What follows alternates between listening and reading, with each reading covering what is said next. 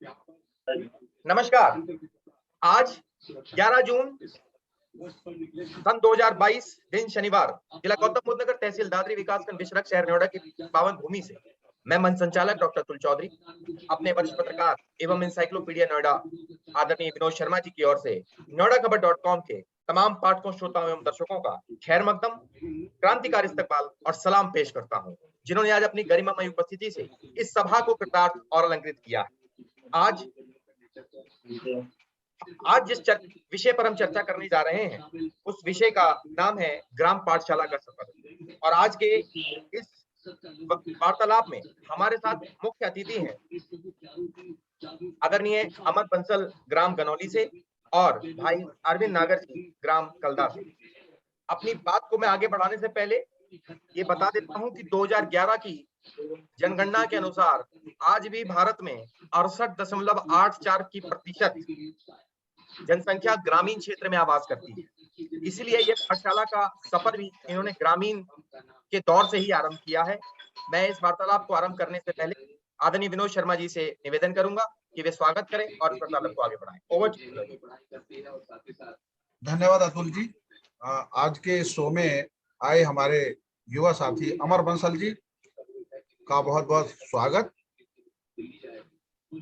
बहुत बहुत धन्यवाद। और साथ में और अरविंद नागर जी जो बहुत ही ऊर्जावान हैं और नई पीढ़ी को आगे बढ़ाने में लगे हुए हैं। अरविंद जी का भी बहुत बहुत स्वागत। धन्यवाद। आज हम अपने दर्शकों को नोएडा खबर में ग्राम पाठशाला की वो खासियत बताने जा रहे हैं कि क्यों ग्राम पाठशाला ने जमीनी स्तर पर जाकर ऐसा कार्य किया है जो सरकारों के लिए एक नजीर बन रहा है। इससे पहले कि मैं ग्राम पाठशाला के बारे में सवाल करूं, मैं दो बातें जरूर कहूंगा कि कैसे, मतलब कौन कहता है कि आसमान में सुराख नहीं हो सकता। एक पत्थर तो तबीयत से उछालो यारो, क्योंकि अगर कोई भी कोशिश की जाएगी तो उस कोशिश में कभी भी, अगर ईमानदारी से कोशिश की जाएगी तो कभी भी वो सफलता मिलेगी जिसके बारे में लोग सोचते हैं, और यदि वो पवित्र भाव से की जाएगी तो निश्चित रूप से उसमें सफलता मिलती है। जैसे कोई घर बनाता है और घर बनाते समय पता नहीं कितने लोगों का काम होता है। कोई घर की खिड़कियां बनाता है, कोई घर के लिए सीमेंट बनाता है, कोई घर के लिए मटेरियल बनाता है, कोई उसको फिर दीवारों में आर्किटेक्ट के रूप में उसको शेप देता है, फिर सजा संवार करके वो घर तैयार होता है। तो जो घर बनाने में जितनी मेहनत होती है, ऐसे ही चरित्र निर्माण के लिए होती है, व्यक्तित्व निर्माण के लिए होती है, और खास तौर पर राष्ट्र निर्माण में प्रत्येक नागरिक की जो भूमिका होती है वो बहुत महत्वपूर्ण है। और नागरिक को साक्षर बनाना सबसे बड़ा कार्य है, और इस साक्षरता के मिशन को ग्राम पाठशाला आगे बढ़ा रही है। मैं सबसे पहले ग्राम पाठशाला की पूरी टीम को जो जुड़े हुए हैं सबका अभिनंदन करता हूं, और शुरू करते हैं ग्राम पाठशाला के उस सफर को। और शुरुआत में मैं अमर बंसल जी से बताना चाहूंगा कि कैसे शुरू हुई ग्राम पाठशाला की यह मुहिम। पहले अपने बारे में थोड़ा परिचय दीजिए अमर जी। आपने सर बहुत बहुत जी बिल्कुल सर, बहुत बहुत धन्यवाद जी। मैं अमर बंसल दिल्ली पुलिस में हेड कांस्टेबल के पद पर कार्यरत हूँ जी और ग्राम पाठशाला का एक छोटा सा सिपाही भी हूँ जी। सबसे पहले हमारा जो गांव है गाजियाबाद डिस्ट्रिक्ट के लौनी विधानसभा का गांव है, गांव गनौली। कहने को दिल्ली एनसीआर के बहुत नजदीक है। यहाँ से आपका मुखर्जी नगर 20 किलोमीटर के आसपास होगा। लेकिन सुविधाओं का अभाव की अगर देखा जाए तो इतना अभाव था कि यहाँ से एक ट्रेन जाती है दिल्ली के लिए। अगर उस ट्रेन में सुबह नंबर आ गया तो ठीक, वरना आपको इतने संघर्ष करने पड़ेंगे मुखर्जी नगर तक पहुंचने के लिए कि आप शायद पूरा दिन आने जाने में ही व्यतीत कर दो जी। तो इन सब परेशानियों को देखते हुए हमने वो समय देखा है सर कि हमने मुखर्जी नगर जाकर, गाजियाबाद जाकर लाइब्रेरी में पढ़ाई की है। हमारा आधे से ज्यादा जो समय था वो मेहनत नहीं संघर्ष में बीता है। तो हमारी आने वाली युवा पीढ़ी को वो संघर्ष का सामना ना करना पड़े, इसके लिए हम युवाओं ने, जो सरकारी कर्मचारी भी हैं, कुछ प्राइवेट जॉब्स में भी हैं, सभी ने मिलकर एक निश्चय किया कि क्यों ना हम अपने बच्चों के लिए पुस्तकालय का निर्माण करें। तो इसी योजना के तहत गांव में हमने देखा कि जो सरकारी बिल्डिंगें होती हैं, चाहे वो आंगनबाड़ी हो, चाहे वो आपका सचिवालय हो या ग्राम पंचायत की भूमि हो, कोई भी हो, तो ये किसी यूज में नहीं आ रही थी। कोई भी बिल्डिंग किसी यूज में नहीं थी, बंजर पड़ी थी बिल्कुल, या जर्जर हालत में थी। वहां पर गाय पशुएं ऐसे घूमते थे, या कुछ असामाजिक तत्व वहां पर कुछ उल्टा सीधा करते थे। तो हमने एक ग्राम प्रधान के सहयोग से, हमारे हातम प्रधान जी हैं, ग्राम प्रधान के सहयोग से एक बिल्डिंग चूज की। वहां पर सभी ने आपस में कंट्रीब्यूट किया, और 1.5 महीने के अंदर ही हमने 20 अगस्त को 2020 को अपनी लाइब्रेरी बच्चों को सौंप दी। सबसे खास बात हमारी लाइब्रेरी में ये रही कि सर, हमने मिस्त्री तो लगाए थे लेकिन मजदूर नहीं लगाए थे। सभी का कंट्रीब्यूशन था, चाहे उसमें कोई श्रमदान से रहा हो, आर्थिक रूप से रहा हो, या जैसे भी जिस पर जो बन पाया, सभी ने कंट्रीब्यूट किया, जिससे सभी के अंदर पुस्तकालय के प्रति एक मंदिर जैसी भावना उत्पन्न हो जाए कि सभी को लगे कि हमारा पुस्तकालय है। जी जी। इसी पुस्तकालय को जैसे ही हमने संचालन शुरू किया, तो अगले ही दिन से वहां पर हमारे 64 की सीटिंग है हमारे पुस्तकालय में। अगले ही दिन सीट बिल्कुल फुल, और फुल होने के बाद बच्चे बाहर लाइन में लग रहे हैं, बाहर खड़े हो रहे हैं। हम देखते क्या कि यार, बच्चे तो ज्यादा हैं, लाइब्रेरी में 64 की सीट है। उसके बाद हमने एक मीटिंग दोबारा आयोजित की। हमारे मानव अधिकार आयोग में भैया लाल बहार जी हैं, डिप्टी एसपी पद पर कार्यरत हैं, उनके नेतृत्व में हमने मीटिंग आयोजित की। हमारे देवेंद्र भाई जी हैं। मैं आपको बता दूं कि जो हमारी ग्राम पाठशाला मुहिम है, इसका जो नाम पड़ा है वो हमारे देवेंद्र भाई जी का दिया हुआ है। और हमारी जो मुहिम है वो लालवार भाई जी के नेतृत्व में काम कर रही है। उसके बाद मीटिंग होने के बाद निश्चय हुआ कि हम अब आसपास के गांव में जाएंगे, वहां के लोगों को लाइब्रेरी के प्रति जागरूक करेंगे। तो इसके तहत सबसे पहला जो हमारा जन जागरण हुआ था, वो बम्बावड़ गांव में हुआ था। गौतम बुद्ध नगर के बम्बावड़ गांव में पहला जन जागरण ग्राम पाठशाला टीम का हुआ था। वहां जन जागरण होने के बाद हम अपने आसपास गांव में निकल गए साइकिलें लेकर। पहले 5 गांव में हमने यात्राएं की साइकिल के द्वारा।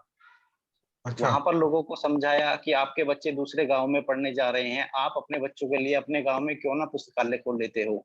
हमने इस तरह से किया है, आप भी ऐसा ही करो। ऐसे ही धीरे धीरे चलते चलते हमारा कारवां जुड़ता गया। कहते हैं कि कारवां जुड़ता गया, लोग जुड़ते गए, और ग्राम पाठशाला टीम का कुनबा इतना बड़ा हो गया कि आज 250 से प्लस में हमारे पास व्यक्ति हैं जो ग्राम पाठशाला टीम के लिए बिना निस्वार्थ सेवा भाव के। मैं आपको बता दूं कि ग्राम पाठशाला के किसी भी पुस्तकालय में या कहीं भी जो भी कार्य हो रहा है, वहां पर आर्थिक लेन देन बिल्कुल नहीं है। हम गांव-गांव जाते हैं, लाइब्रेरी के प्रति लोगों को जागरूक करते हैं, और उनसे यही भीख मांगते हैं। एक बोलते हैं ना, साधु संतों वाली टोली है कि आपको करना है, अपने लिए करना है, अपने बच्चों के भविष्य के लिए करना है। कभी देश आजाद हुए तो गांव-गांव हमारे जो विद्यालय बने हुए हैं, प्राथमिक विद्यालय बने हुए हैं, वो भी चंदे से बने हुए हैं।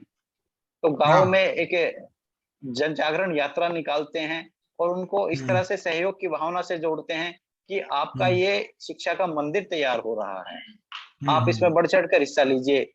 कोई बात नहीं कि आपके पास पैसे नहीं है, आप आर्थिक रूप से कमजोर है, आप श्रमदान कीजिए, अपने बच्चों को पढ़ने के लिए भेजिए।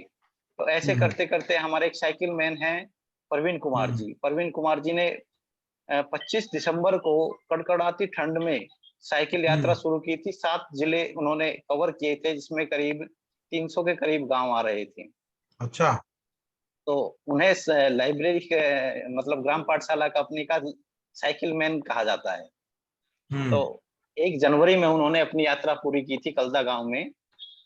तो अभी तक ग्राम पाठशाला मिशन के तहत 300 प्लस लाइब्रेरी बन चुकी हैं, और हमारा 7 राज्यों में अभी चल रहा है। अच्छा। 7 राज्यों में 300 प्लस में लाइब्रेरी हैं। और अभी हमारे पास लाइब्रेरी के लिए जैसे ही हमारा संपर्क होता है, ग्राम पाठशाला नाम से फेसबुक पर भी पेज है हमारा। तो जैसे ही संपर्क होते हैं तो हम शनिवार इतवार 2 दिन की छुट्टी जैसे ही मिलती है, सैटरडे की मिलो या संडे की मिलो, प्रोग्राम फिक्स करते हैं और पहुंच जाते हैं उसी गांव जन जागरण करने के लिए, लोगों को जागरूक करने के लिए। नहीं, बहुत बड़ा आपका योगदान है, क्योंकि एक परिवार के नाते, परिवार के सदस्य के रूप में परिवार के प्रति भी जिम्मेदारी है, लेकिन उसके परिवार के साथ साथ आपने जो सामाजिक जिम्मेदारी निभाई है, इसके लिए बहुत आप लोग बधाई के पात्र हैं अमर जी। और अब अरविंद जी से एक सवाल मैं पूछूंगा। अरविंद जी, जब आप इस जी मुहिम सर। से कैसे जुड़े, किस तरीके से जुड़े सर और उसका अनुभव कैसा रहा जी? जैसा अमर भाई ने आपको बताया, जी। जब गनौली गांव में लाइब्रेरी की शुरुआत हो गई थी, हाँ हाँ आवाज आ रही है सर? हाँ, बिल्कुल आ रही है। तो उसके बाद सर सोशल मीडिया पे हमने भी देखा कि हाँ गांव के युवाओं ने अपने गांव के बच्चों के लिए सुंदर प्लेटफॉर्म तैयार करके दिया हुआ है, और हाँ। उसके जो रिजल्ट हैं वो बहुत ही जल्दी आने वाले हैं। तो हम्म सर ये टीम के सदस्य हैं, वो हम्म संपर्क में थे। जैसे फिर हम्म उनसे संपर्क हुआ तो गांव में वो टीम, हमारे गांव में भी जनजागरण के लिए आ गई सर। हम्म गांव में जनजागरण हुआ, गांव के लोगों ने सर उसी दिन तय कर लिया कि हमको भी अपने बच्चों को, जिस तरीके से गनौली गांव में लाइब्रेरी दी गई है, उसी हम्म तरीके से हम भी अपने बच्चों को अपने गांव में ही लाइब्रेरी देने का काम करेंगे। हम्म और उसी के तहत सारे हम्म गांव ने सर चंदा इकट्ठा करके जिस पे जिसकी जो सामर्थ्य थी, वो हम्म सब वहीं से शुरू देना शुरू कर दिया। और हमने, हम्म क्योंकि हमारा गांव सर छोटा ही है, भी उसकी आबादी ज्यादा नहीं है, उस हिसाब से हम्म। 30 सीटिंग की लाइब्रेरी अपने गांव में स्थापित की। अच्छा। और ये सर मैं बताना चाहता हूँ, ग्राम पाठशाला से जो मुहिम के तहत गौतम बुद्ध जिले गौतम बुद्ध नगर की पहली लाइब्रेरी थी, जो कलदा गांव में स्थापित हुई। हम्म और सर उसके बाद तो बस पूछो मत, अब हमारे आसपास का कोई ऐसा गांव नहीं है जिसमें लाइब्रेरी ना हो। अच्छा। और जैसा आपको अमर भाई, हाँ जी, जैसा आपको अमर हम्म भाई ने बताया कि हम्म 300 से ज्यादा लाइब्रेरी अभी बन चुकी हैं, 7 हम्म राज्यों में टीम काम कर रही है, और हम्म लाइब्रेरी और नई नई लाइब्रेरी बनने जा रही हैं। हम्म सर पूरे गांव का सहयोग हुआ, एक जिस तरीके से इस टीम का जो मेन मोटिव है कि भाई सार्वजनिक जगह पर लाइब्रेरी हो, हाँ लोगों हाँ। के द्वारा, स्वयं उसी गांव के लोगों के द्वारा ही हो, इसमें किसी का कोई हम्म हस्तक्षेप ना हो। हम्म क्योंकि ग्राम पाठशाला टीम ना आर्थिक लेन देन में विश्वास रखती है, ना आर्थिक लेन देन करती है सर। वो हम्म गांव के द्वारा गांव के बच्चों के लिए स्वयं ही हम्म लाइब्रेरी तैयारी हम्म करते हैं, जिससे एक भावना तैयार होती है, एक भावना से लोग जुड़ते हैं कि ये भी हमारे लाइब्रेरी है, हमारे बच्चों के लिए हमने ये काम किया है सर। तो उसी के हम्म, तहत ये कार्य रात दिन बढ़ा जा रहा बिल्कुल। है सर। अच्छा, जैसे 2 साल हो गए हैं, तो 2 साल हाँ में जी। उदाहरण के रूप में कोई, जहां जहां ये लाइब्रेरी स्थापित हुई है, वहां कोई केस स्टडी ऐसी बताइए हाँ जिसे जी। सुन के आपको गर्व महसूस करता हो। ऐसे बच्चे आए होंगे वहां पे जो आर्थिक अभाव में है और उनको वो हाँ जगह जी। मिली और उसके पढ़ने के बाद उनको जॉब भी मिल गई है। जी सर, पहले मैं अपने गांव की बताता हूँ सर। हमारे जी। गांव से ही कपिल है एक लड़का, वो यूपी पुलिस में, जो बिल्कुल आर्थिक रूप से कमजोर थे, उनको यहाँ से हाँ फायदा मिला, और अभी यूपी पुलिस हाँ। में वो सेवा दे रहे हैं। एक बच्चा हमारे अच्छा। गांव से ही लाइब्रेरी खुलने के बाद उसी में तैयारी की है, और वो यूपी हाँ। पुलिस में पीएसी में है सर। एक अच्छा। हमारे गांव की पुत्रवधू है सर, वो अभी हाँ टीजीटी में, यूपी टीजीटी का है, उन्होंने हाँ हाँ। हिंदी में वो क्लियर किया है, और अभी हमारे पास में दुजाना में श्री गांधी इंटर कॉलेज में वो सेवा दे रही है। और मैं बताना वाह। चाहता हूँ सर, हमारे गांव में आसपास हम्म के गांव के जो बच्चे हैं, वहां हम्म से भी बच्चे आते हैं। हम्म और 4 हम्म बच्चे ऐसे हैं जिनका अभी हम्म। यूपी पुलिस एसआई में जो रिटिन उन्होंने हाँ। क्वालिफाई किया है, और उनका फिजिकल भी हो गया है सर। और अच्छा। उम्मीद है कि वो भी बहुत जल्दी, हाँ जी सर, वो बहुत जल्दी हम्म सब इंस्पेक्टर के तौर पर इस सेवा देंगे सर। तो हम्म ये उदाहरण मैं अपने गांव के बता रहा हूँ सर। ऐसी बम्बावड़ गांव से, बम्बाड़ गांव में हम्म लाइब्रेरी खुली हुई है सर, वहां से 11 हम्म बच्चों का एसआई में हम्म रिजल्ट है, उन्होंने रिटिन क्वालिफाई किया है, और वो वहीं लाइब्रेरी में हम्म। पढ़कर स्टडी करते थे। और मैं अभी की सर स्थिति वाह। बताऊं, अपने गांव में एक बच्चा है महावर से, जो हम्म यूपीएससी की तैयारी कर रहे हैं, और मतलब हम्म यूपी बोर्ड से ले 10th 12th के छोटे बच्चों से लेकर, अब बताओ सर, यूपीएससी तक के बच्चे भी अगर तैयारी कर रहे हैं सर, वहां बहुत पर बड़ी बात है। बच्चों को कितना डिस्कशन और मतलब कितनी हेल्प है कि वो अपने कोई हम्म। भी कॉन्सेप्ट है वो क्लियर कर सकते हैं सर। बिल्कुल बिल्कुल। और चिरौड़ी गांव में हाँ। सर लाइब्रेरी है सर, वहां से 12 बच्चों ने अभी हम्म पीछे दिल्ली में टीचर की भर्ती थी सर, उसमें 12 बच्चों ने अपना स्थान सुनिश्चित किया है दिल्ली गवर्नमेंट जॉब में सर। वाह, बहुत शानदार। अमर जी, मेरा अब सवाल एक जी। और ये है कि आपने बताई 300 के करीब लाइब्रेरी स्थापित हो चुकी हैं। जी। कितनी बड़ी बड़ी सबसे बड़ी लाइब्रेरी कहाँ है, और इस अभियान में आपको अलग अलग तरह के अनुभव लगे होंगे कि कैसे हम लोग जाते हैं और वहां के लोग किस तरीके से स्नेह देते हैं, और उसके बाद लाइब्रेरी स्थापित हो जाती है। तो सबसे बड़ी लाइब्रेरी जैसे आपने अपने यहाँ 64 सीटर बताई, 64 सीट वाली है, तो उसके अलावा कौन कौन से जिले हैं, थोड़ा सा जिलों के नाम अगर बता दें तो बहुत अच्छा लगेगा, लोगों को भी सुनने को मिलेगा। और विभिन्न जी सर, जी। प्रदेशों के जैसे राजस्थान है, हरियाणा है, यूपी में बहुत सारे जिले हैं, अगर उनका थोड़ा विस्तार से बताओगे तो और अच्छा लगेगा। और कोई भी ऐसा उदाहरण बताइएगा, जैसे अभी हमारे अरविंद जी ने बताया कि आपके पास जी। थोड़ा और ज्यादा होगा कि ऐसे ऐसे बच्चे सेलेक्ट हुए हैं जिन्होंने सोचा भी नहीं था। और जैसा आपने बताया कि भाई मुखर्जी नगर जाने में बहुत समय लगता था, और उनका समय बच रहा है और उनको वहीं पे वो माहौल मिल रहा है। जी सर, जो सबसे बड़ी लाइब्रेरी स्थापित हुई है अभी तक हमारे बागपत जिले के घिटोरा गांव में हुई है। अच्छा। वहां पर 100 सीटर के करीब आसपास स्पेस है। हाँ। और वो खास लाइब्रेरी की ये बात है कि वो बिल्कुल नींव से बनी है, वो कोई बिल्डिंग पहले से बनी हुई नहीं थी, वो बिल्डिंग ही नहीं पूरी बनी है, जो अच्छा। गांव के लोगों ने चंदा इकट्ठा करके ही बनाई है। हम्म। और जहां तक सबसे बड़ी लाइब्रेरी की बात है तो शायद आने वाले टाइम में हापुड़ जिले के दहपा गांव है एक, अच्छा। वहां पर लाइब्रेरी बन रही है, शायद वो 2 या 3 मंजिला भी हो। अच्छा। हमारे जो ग्राम पाठशाला की अब तक की लाइब्रेरी जो बनी है उनमें सबसे बड़ी लाइब्रेरी दहपा गांव में बने। अच्छा। और सर, जो जो आप जिलों की बात कर रहे हैं तो जिले में आप दिल्ली एनसीआर का तो वो सारे ही जिलों में ग्राम पाठशाला छाई हुई है। आपके राजस्थान में, आपके हरियाणा में, आपके दिल्ली में, आपके एनसीआर के तो जिले सारे ही हैं, चाहे बागपत हो, गाजियाबाद हो, गौतम बुद्ध नगर हो, हापुड़ हो, मुजफ्फरनगर हो। मुजफ्फरनगर जिले के चरथावल है वहां पर विधानसभा। जी। और बाकी मुजफ्फरनगर का जो मेन मुजफ्फरनगर है वहां पर भी एसएसपी साहब ने भी ग्राम पाठशाला को आमंत्रित किया था अपने दफ्तर में भी, और वहां पर मीटिंग कराई थी। आसपास के करीब 100 के करीब ग्राम प्रधान और जो वहां पर ब्लॉक प्रमुख वगैरह होते हैं, सभी के साथ अपनी ग्राम पाठशाला टीम की मीटिंग कराई है। तो पूरा मुजफ्फरनगर जिले में हम एग्जैक्ट ये नहीं बता सकते आपको कि कितने गांव में लाइब्रेरी का वर्क चल रहा है। तो ये है कि दिल्ली एनसीआर में ग्राम पाठशाला टीम बोलते हैं ना कि सहारनपुर ऑन भी है फायर सर, है। और बिल्कुल पीक पर है। जी जी। बाकी हाँ। दिल्ली में भी है, नॉर्थ ईस्ट जिले में है, नॉर्थ ईस्ट जिले के करीब 14 थानों के एरिया में काम लाइब्रेरी का चल रहा है।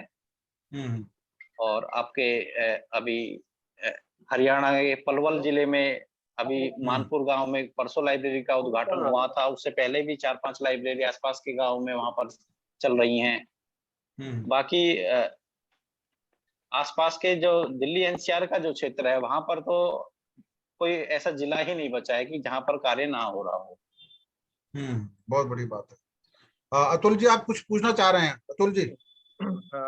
अरविंद जी, क्योंकि आपने बताया कि अपने गौतम बुद्ध नगर का सबसे पहला ग्राम पाठशाला अपने ही गांव में कलदा में खुला, तो मैं जानना चाहूंगा जी सर। आपसे भी, क्योंकि मात्र हमारे पास 9 मिनट बच गए हैं, तो हमें अपना उत्तर संक्षिप्त में रखना होगा कि क्या इसमें हम ये कह सकते हैं कि ग्राम पाठशाला एक रोजगार का साधन भी हो गया है, क्योंकि वो यहाँ से बच्चे पढ़ने के बाद सीधा भर्ती ले पा रहे हैं? प्रश्न संख्या 1, और इसी में सप्लीमेंट्री क्वेश्चन कि क्या जो बच्चे पास हो जाते हैं, क्या वे अपनी सेवाएं कि बच्चों को देते हैं पाठशाला में आके, कि इस प्रकार से तैयारी की जानी चाहिए? अरविंद जी पहले आपसे, अरविंद भाई आपसे बात। जी सर, ये जो लाइब्रेरी से सर जितने भी बच्चे हैं जो अभी सेवा में कहीं भी ड्यूटी से सर, वो जैसे ड्यूटी से आएंगे, जो भी लाइब्रेरी में पढ़ने वाले बच्चों को आवश्यकता है, चाहे साथ स्टडी मटेरियल से लेके हो, चाहे उनको पढ़ाई से संबंधित कोई भी समस्या हो, सर वो अपना पूरा काम उसमें देते हैं। और सर ये जो आप कह रहे हैं कि शिक्षा से रोजगार की बात, सर ये निश्चित हुआ है, क्योंकि हम हर गांव में लगभग संपर्क में हैं, मैं अपने गाँव का जो उदाहरण आपको दे रहा हूँ, सर उससे बहुत ज़्यादा बेनिफिट गाँव के बच्चों को हो रहा है। सर उससे पहले तो वैकेंसी के बारे में नहीं पता चलती थी कि कौन-सी वैकेंसी आ रही है, हमारे बच्चों को कौन-सी तैयारी करनी है और किस तरीके से हम बच्चों को मोटिवेट कर सकते हैं। सर ये सारी चीज़ें लाइब्रेरी बनने के बाद जो परिवर्तन हो दिखा है, सर ये वास्तव में ही बहुत ही अविश्वसनीय है और हमारे बच्चे सर जैसा हमको किसी भी फ़ील्ड की तैयारी अगर हमें बच्चों को कर रहे हैं और उनको सर जानकारी नहीं है तो सर वो कैसे कर पाएँगे सर? कोई भी काम है अगर टूल गलत है तो हम वो कार्य नहीं कर पाएँगे सर। तो ये इससे बहुत ज़्यादा बेनिफिट हुआ है। दूसरा आप जो क्वेश्चन कर रहे हैं कि जो बच्चे से यहाँ से सेलेक्ट हो चुके हैं, वो किस तरीके से इसमें सहयोग दे रहे हैं। सर वो आर्थिक रूप से भी सहयोग देते हैं और बच्चों को कोई भी किसी तरीके की भी आवश्यकता हो, सर वो तत्पर रहते हैं। अपनी ड्यूटी से 11 बजे आकर भी वो बच्चों को लाइब्रेरी में देखने का सर काम करते अमर जी इसी कड़ी में कुछ आपके महत्वपूर्ण कार्यकर्ता हैं, चाहे वो पवन यादव जी हो, नोएडा से अंजलि सचदेवा जी हो, तो उनकी उनकी यात्रा के बारे में बताइए कि नोएडा जैसे अर्बन क्षेत्र के लोग भी अब आप सेक्टर के लोग भी ग्राम से जुड़ रहे हैं, ग्राम पाठशाला से। Over to you Amar Bansal ji. Sir ये मुहिम इतनी पवित्र मुहिम है क्योंकि इससे लोगों का भला ही हुआ है। जब किसी आदमी को जो सताए हुए हैं, जो शोषित लोग हैं या जो अपने सिर्फ संघर्ष में जी रहे हैं, मेहनत तक पहुंच ही नहीं पा रहे हैं, उनको जो इससे सहयोग मिल रहा है, तो आसपास के लोग देखते हैं कि आपके आसपास हो क्या रहा है। कहते हैं कि जब कोई गलत चीज होती है तो उसको ब्रांडिंग की जरूरत नहीं होती है, वो अपने आप स्प्रेड करती है, अपने आप फैलती है। लेकिन जब अच्छा काम होता है तो उसको स्प्रेड करना पड़ता है। तो ये देखते हुए कि ग्राम पाठशाला कैसे मुहिम में आगे बढ़ रही है, पवन यादव जी मिले हमको ग्रेटर नोएडा में। उन्होंने फिर आमंत्रित किया आपके बरौलिया गांव के एटा जिले में बरौलिया गांव, आप ये कहेंगे कि वहां पर अभी भी कच्चे मकान बने हुए हैं, लेकिन उस गांव ने आपस में सहयोग करके चंदा इकट्ठा करके इतनी शानदार लाइब्रेरी का निर्माण किया है कि आप देखोगे तो ये कहोगे कि क्या मुखर्जी नगर है, ये तो बरौलिया एटा में ही मुखर्जी नगर बना दिया इन्होंने। तो ये जो इतनी पवित्र मुहिम में जो व्यक्ति सहयोग कर रहे हैं, चाहे पवन यादव जी हो, अंजलि मैडम हो, अतुल अतुल जी हो, आप ये नहीं बोल सकते कि ये एक इतना मतलब बोलते हैं ना कि अश्वमेध यज्ञ घूम रहा है, वो यज्ञ हो रहा है एक तरह से।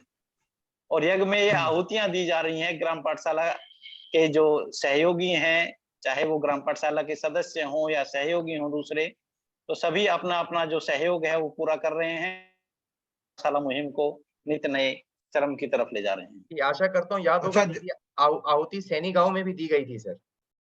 बिल्कुल सर, हैं। ये बिल्कुल। सर आप का हिस्सा थे सर। सर ग्रेटर नोएडा का और ये गौतम बुद्ध नगर का तो कोई गांव शायद ही बचा हो।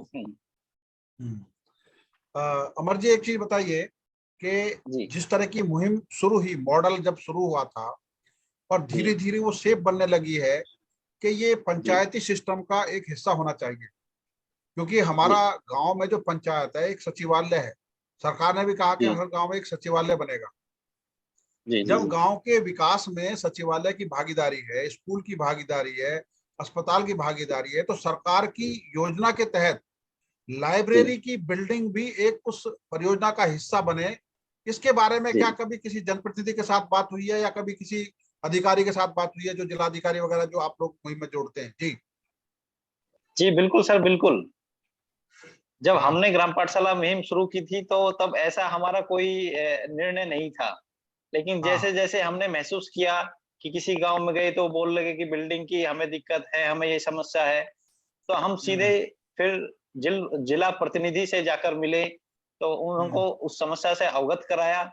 तो उन्होंने जब ग्राम पाठशाला के नाम को सुना और उनके हमारे कार्य को देखा तो वो इतने प्रभावित हुए कि अभी तक हम एटा के हमारे जिलाधिकारी हैं अंकित अग्रवाल जी, बागपत के जिलाधिकारी हैं राजकमल जी, तो उन जिलाधिकारियों से हमने संपर्क किया है। उन्होंने हमको बार बार अपने ऑफिस भी बुलाया है और हमारे ही ग्राम पाठशाला के सहयोग से अपने यहाँ पर अपने ग्राम प्रधानों, ग्राम ब्लॉकों की और जितने भी अपने जनप्रतिनिधि होते हैं सभी को बुला करके मीटिंगें कराई हैं और उनको आश्वासन दिया है कि आपको जिला स्तर पर या राज्य स्तर पर किसी भी तरह की कोई समस्या आएगी तो हम उसको पूरा कराएंगे। ग्राम पाठशाला टीम, अब एक ग्राम पाठशाला टीम अपने स्तर पर ही नहीं, राज्य के स्तर पर, बल्कि कोशिश हमारी ये रहेगी कि हम अपनी बात को संसद तक पहुंचाएं और हमारे जितने भी एमपीज हैं, एमपीज जो हैं, इस मुहिम को धरातल पर लाने की कोशिश करें। तो ग्राम पाठशाला टीम के जो हमारे नेतृत्वकर्ता हैं, हमारे जो शुभचिंतक हैं और जो सहयोगी हैं, सभी इस कार्य में लगे हुए हैं कि कैसे ग्राम पाठशाला टीम को पंख लगे, कैसे पूरे भारत में स्प्रेड हो, क्योंकि ग्राम पाठशाला टीम का जो मिशन है वो मिशन है 6,64,369 लाइब्रेरी बनाने का, क्योंकि भारत में इतने ही गांव हैं और जब तक इन गांव में कंप्लीट हर गांव में लाइब्रेरी न बन जाएगी, बल्कि ग्राम पाठशाला को तो ये कहना है कि एक नहीं 2-2 लाइब्रेरी होनी चाहिए, एक कन्याओं की अलग हो और हमारे भाइयों की अलग हो। तो ऐसा हो सकता है कि हम 664 की बात कर रहे हैं, हो सकता है कि 13 लाख लाइब्रेरी से अधिक भारत में हो और भारत उस कार्य का देश कहलाएगा। हाँ, नहीं बिल्कुल सही बात है, क्योंकि नीचे से मुहिम शुरू हुई है तो ये राज्य सरकार की योजना का हिस्सा हो, केंद्र सरकार की उस योजना का हिस्सा हो, जैसे हर घर में नल, हर गांव में लाइब्रेरी, ये केंद्र सरकार राज्य सरकार को जिम्मेदारी दे और हर गांव में ऐसी लाइब्रेरी बने और उसके जो रिजल्ट हैं उनकी बाकायदा रिव्यू होना चाहिए, ताकि पता लगे कि इसकी कितनी सार्थक भूमिका है। तो जो आप लोगों ने जो महत्वपूर्ण योगदान किया है और आने वाले दिनों में जो लक्ष्य रखा है, हम उम्मीद करेंगे कि आपके ये लक्ष्य उस गति से आगे बढ़ता जाए जिस गति से आप लोगों की मुहिम चल रही है। और जितने भी युवा इसमें जुड़े हुए हैं, एक बार फिर मैं noidaKhabar.com की तरफ से आप सारी टीम को बधाई देता हूं, अभिनंदन करता हूं जो इस पवित्र काम में जुड़े हैं। आप यकीन नहीं करेंगे, उन बच्चों को, जो बच्चे उन लाइब्रेरी में पढ़कर किसी पद पर पहुंचेंगे, तो वो एक बहुत छोटा काम नहीं है, वो इतना बड़ा काम है कि जिसका हम कल्पना नहीं कर सकते हैं। जी अतुल जी, जरा फाइनल करिए सबको, जी पूरे कार्यक्रम को।